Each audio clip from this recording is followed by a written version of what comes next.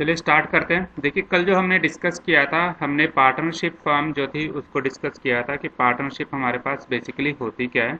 तो पार्टनरशिप का मतलब हमने देखा था कि जब टू और मोर पर्सन्स जो होते हैं वो अपने हैंड्स ज्वाइन करते हैं for the purpose of sharing its profits and losses, तो हम बोलते हैं कि they are in the partnership. ठीक है, पार्टनरशिप फर्म के अंदर जो भी पर्सन्स रहते हैं उनको हम पार्टनर्स बोल देते हैं, और जो फर्म आपके पास आती है उस फर्म को हम पार्टनरशिप फर्म बोल देते हैं। तो पार्टनरशिप फर्म के अंदर बेसिकली आपके पास जो रहता है कि जितने भी प्रॉफिट और लॉसेस होते हैं उनको शेयरिंग करने का काम रहता है। फीचर्स की बात करें पार्टनरशिप फर्म की, तो जो पार्टनरशिप फर्म फॉर्म की जाती है वो इंडियन पार्टनरशिप फर्म एक्ट 1932 के अकॉर्डिंग आपने फॉर्म करनी है। उसके अंदर आपके पास एग्रीमेंट हो जाते हैं, जिन एग्रीमेंट्स के अंदर आपके पास टर्म्स एंड कंडीशंस लिखी जाती हैं पार्टनरशिप फर्म की। सेकंड आपके पास आता है number of partners. Number of partners minimum 2 चाहिए, मैक्सिमम आपके पास 100 थे अकॉर्डिंग टू कंपनीज एक्ट 2013। उसके बाद से 2014 के अंदर इसको मॉडिफाई किया गया है कि एक पार्टनरशिप फर्म के अंदर मैक्सिमम 50 मेंबर्स हो सकते हैं। लाइबिलिटी हर एक मेंबर की अनलिमिटेड रहती है, कोई लिमिटेड पार्टनर लाइबिलिटी नहीं होती है इसके अंदर। रिस्क बियरिंग कैपेसिटी आपके पास शेयरिंग हो जाती है, चाहे वो प्रॉफिट हो या आपके पास लॉसेज हो। तो रिवार्ड रेशो आपके पास जिस रेशो के अंदर आपके पास पार्टनरशिप की जाती है उसी रेशो के अंदर रिस्क और गेन्स जो है उनको शेयरिंग किया जाता है। डिसीजन मेकिंग एंड कंट्रोल, जितने भी पार्टनर्स होते हैं हर एक पार्टनर के पास डिसीजन मेकिंग और कंट्रोल होता है। हर कोई पार्टिसिपेट कर सकता है, चाहे वो 5% का पार्टनर है चाहे 50% का पार्टनर है। पार्टनरशिप फर्म कंटिन्यू रहती है यदि आपके पास दो से ज़्यादा पार्टनर्स होते हैं तो कंटिन्यू रहती है। पर यदि सिर्फ दो ही पार्टनर्स आपके पास है और उनमें से किसी एक पार्टनर के साथ मिसहैपनिंग होती है तो आपकी पार्टनरशिप फर्म जो होती है ख़त्म हो जाती है। सेकंड चीज़ कि आप अपनी मर्जी से कभी भी पार्टनरशिप फर्म को ख़त्म कर सकते हो। म्यूचुअल एजेंसी से मतलब हमारे पास होता है कि जितने भी पार्टनर्स होते हैं सब के सब पार्टनर्स एक्टिवली पार्टिसिपेट करते हैं किसी भी फर्म को चलाने के लिए। उसकी एक्टिविटी जो डे टू डे एक्टिविटीज़ होती हैं उस चीज़ को चलाने के लिए एक दूसरे के साथ डिस्कशन करके ही आपके पास पार्टनरशिप फर्म को चलाया जाता है। एक सिंगल पर्सन कभी भी पूरी पार्टनरशिप फर्म को नहीं चला सकता। इसकी मेरिट्स और डिमेरिट्स हमने देखी थी कि आसानी से आप इसको बना सकते हो, इसको क्लोज कर सकते हो। डिसीजन मेकिंग बैलेंस्ड हो जाता है क्योंकि नंबर ऑफ पर्सन्स आपके पास ज़्यादा हो जाते हैं। फंड्स की रिक्वायरमेंट आपके पास ज़्यादा हो जाती है, रिस्क शेयर कर लेते हो, और सीक्रेसी क्योंकि नंबर ऑफ पार्टनर्स सिर्फ लिमिटेड होते हैं तो उन्हीं पार्टनर्स के पास इंफॉर्मेशन रहती है। लाइबिलिटी इसकी अनलिमिटेड होती है, रिसोर्सेज लिमिटेड होते हैं। पॉसिबिलिटी ऑफ कॉन्फ्लिक्ट्स आपके पास ज़्यादा बढ़ जाता है क्योंकि जितने ज़्यादा पार्टनर्स होंगे उतने ज़्यादा हर एक के अपने अपने विचार होते हैं, तो जिस वजह से कॉन्फ्लिक्ट्स जो हैं वो बढ़ सकते हैं। कॉन्टीन्यूटी लैक ऑफ कॉन्टीन्यूटी होती है क्योंकि यदि दो पार्टनर हैं और कोई एक पर्सन के साथ मिसहैपनिंग हो जाती है तो कंटिन्यू नहीं रह पाएगी आपकी पार्टनरशिप। पब्लिक का कॉन्फिडेंस इसके अंदर कम होता है क्योंकि जब पार्टनरशिप फर्म के अंदर हमें पता है झगड़े होते रहते हैं तो पब्लिक जल्दी से बिलीव करती नहीं है पार्टनरशिप फर्म के अंदर। टाइप ऑफ पार्टनर्स हमने देखे थे कि पार्टनरशिप एट विल जो अपनी मर्जी से पार्टनरशिप करता है। पर्टिकुलर पार्टनरशिप की जो किसी पर्टिकुलर पर्पज या पर्टिकुलर प्रोजेक्ट के लिए आपके पास पार्टनरशिप की जाती थी। दूसरा था लाइबिलिटी के ऊपर कि जनरल पार्टनरशिप जिसके अंदर लाइबिलिटी आपके पास अनलिमिटेड होती है, और लिमिटेड पार्टनरशिप जिसके अंदर आपने जितना हिस्सा डाला है सिर्फ आप उतनी चीज़ों के लिए ही लायबल हो, उससे ज़्यादा किसी चीज़ के लिए लायबल नहीं होते हो। फिर हमने देखा था type of partners. Active partner जो एक्टिवली पार्टिसिपेट करता है हर एक चीज़ के अंदर उसको हमने एक्टिव पार्टनर बोला था। इसके अंदर एक्टिव पार्टनर कैपिटल कंट्रीब्यूट करता है, मैनेजमेंट के अंदर पार्टिसिपेट करता है, शेयर करता है प्रॉफिट एंड लॉसेज को, लाइबिलिटी इसकी भी अनलिमिटेड रहती है। स्लीपिंग पार्टनर ये पार्टिसिपेट नहीं करता है, ये सिर्फ पैसा लगाता है कि कैपिटल ये कंट्रीब्यूट करता है, मैनेजमेंट के अंदर पार्टिसिपेट नहीं करता, प्रॉफिट लॉस शेयर करता है, लाइबिलिटी अनलिमिटेड रहती है। सीक्रेट पार्टनर जिसका पब्लिक को पता नहीं होता वैसे पार्टनर आपके पास सीक्रेट पार्टनर होता है। बाकी सब चीज़ें करता है ये कि कैपिटल कंट्रीब्यूट करेगा, मैनेजमेंट के अंदर पार्टिसिपेट करेगा, शेयर प्रॉफिट लॉस को करेगा, और लाइबिलिटी अनलिमिटेड रहती है। नॉमिनल पार्टनर आपके पास ऐसा पार्टनर होता है जिसका नाम सिर्फ कंपनी के अंदर चल रहा है, उसके किसी तरह की और कोई चीज़ वो नहीं करता है, ना तो कैपिटल कंट्रीब्यूट करता है ना ही पार्टिसिपेट करता है, प्रॉफिट शेयर लॉस नहीं करता, और लाइबिलिटी इसकी अनलिमिटेड रहती है क्योंकि इसका नाम चल रहा है कंपनी के अंदर। पार्टनर बाय एस्टोपल सबसे इम्पोर्टेंट आपके पास टॉपिक है पार्टनरशिप के अंदर कि पार्टनर बाय एस्टोपल आपके पास वो पर्सन होता है जिसको कंसीडर कर लिया जाता है बाय हिज एक्ट और his behaviour into the partnership firm, कि कोई थर्ड पर्सन के ऊपर इम्प्रेशन ये जाता है कि वो पर्सन पार्टनर है इस फर्म के अंदर, तो जबकि वो कंट्रीब्यूट नहीं कर रहा कैपिटल के अंदर, वो पार्टिसिपेट नहीं कर रहा मैनेजमेंट के अंदर, वो प्रॉफिट और लॉसेस के अंदर शेयर नहीं कर रहा, फिर भी उसकी लाइबिलिटी जो होती है वो अनलिमिटेड मान ली जाती है थर्ड पार्टीज के केस के अंदर।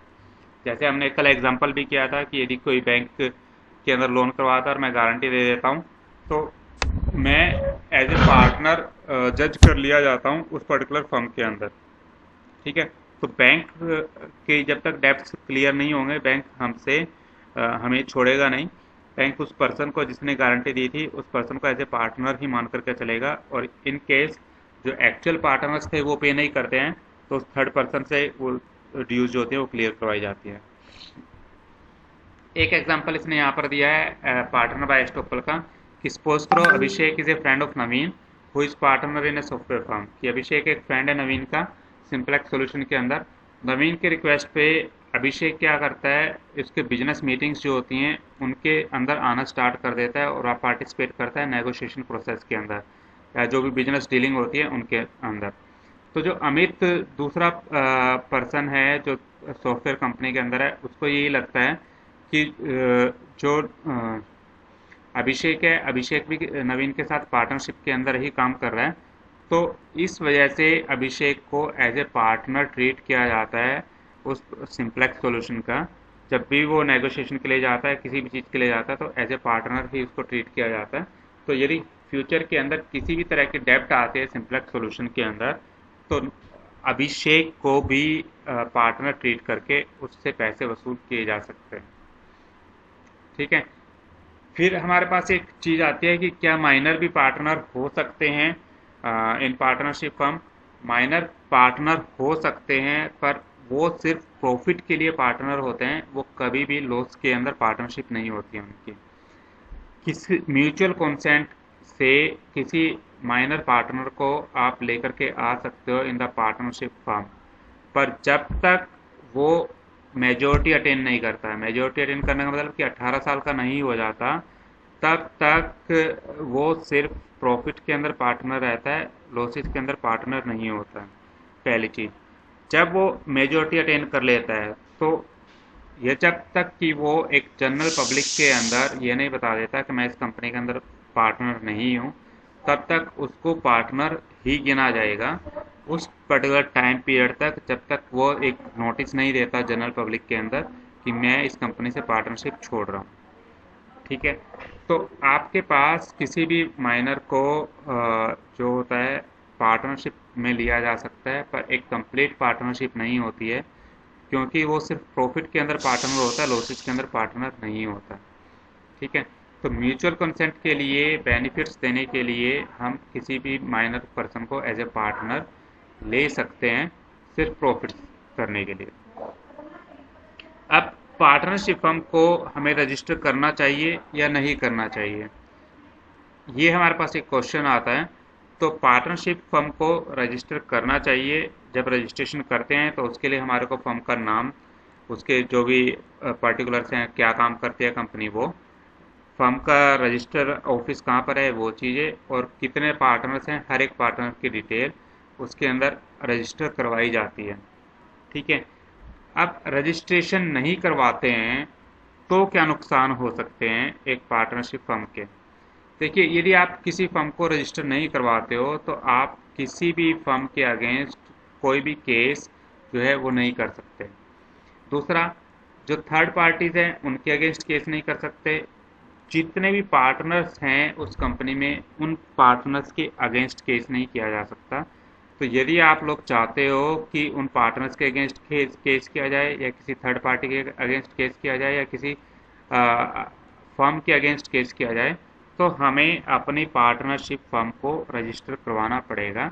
यदि रजिस्टर नहीं करवाते हैं तो हम किसी भी प्रकार का केस जो है थर्ड पार्टी कंपनी के ऊपर नहीं कर सकते। ये क्लियर है? यहाँ पे हमारा पार्टनरशिप जो होता है वो ख़त्म हो जाता है। तो एक छोटा सा टॉपिक हो रहा है पार्टनरशिप डीड। वैसे तो मैं बता चुका हूँ। पार्टनरशिप डीड आपके पास क्या होती है कि जब दो या दो से ज़्यादा पर्सन एक कॉमन ऑब्जेक्टिव अचीव करने के लिए म्यूचुअली कंसेंट से कोई बिजनेस स्टार्ट करते हैं, तो उस चीज़ के लिए वो रिटर्न में एक डॉक्यूमेंट तैयार करते हैं। जो रिटर्न डॉक्यूमेंट आपके पास होता है जिसके अंदर name of firm, number of partners, partners की डिटेल्स, किसने कितना कंट्रीब्यूट किया है, कितने परसेंट का वो पार्टनर रहेगा, ये सारे की सारी चीज़ें लिखी हुई हों। क्लोजेज अलग अलग जितने भी हैं वो सारे के सारे रिटर्न फॉर्मेट के अंदर हों। उस रिटर्न डॉक्यूमेंट को, रिटर्न एग्रीमेंट को आप बोलते हो पार्टनरशिप डीड। क्या क्या चीज़ें आप लेकर के चलते हो? Name of firm, nature of business, duration of business, कितने टाइम के लिए आपका बिजनेस चलेगा, कैपिटल किस पार्टनर ने कितनी कंट्रीब्यूट की है, प्रॉफिट और लॉस का शेयरिंग रेशियो कितना रहेगा, किस पार्टनर की क्या ऑब्लिगेशंस रहेंगी और क्या ड्यूटीज़ रहेंगी, सैलरीज कितनी ले सकते हैं पार्टनर्स या विड्रॉ कितना कर सकते हैं, उसके अंदर कोई नया पार्टनर आना है, कोई पुराना पार्टनर रिटायर होना है, वो सब चीज़ें कैसे होगा, या किसी पार्टनर ने कोई काम गलत किया है तो उसको पार्टनरशिप से टर्मिनेट करना है, वो चीज़ें, इंटरेस्ट कैपिटल के ऊपर कितना देना है और उसको कैसे हम विड्रॉ कर सकते हैं, यदि कभी फर्म डिसॉल्व करनी है तो कैसे डिसॉल्व करेंगे, अकाउंट्स को कैसे प्रिपेयर करने हैं और मेथड्स जो हमें यूज़ करने हैं डिस्प्यूट्स को रिजॉल्व करने के, वो किस तरीके से करने हैं। ये सारी की सारी चीज़ें आपके पास लिखी हुई होती हैं एक रिटर्न डॉक्यूमेंट, एक रिटर्न एग्रीमेंट के अंदर, जिस एग्रीमेंट को हम बोल देते हैं पार्टनरशिप डीड। ठीक है, तो यहाँ तक का हमारा जो है पार्टनरशिप ख़त्म हो जाती है। इसमें किसी को कोई प्रॉब्लम है तो मुझे बताइए।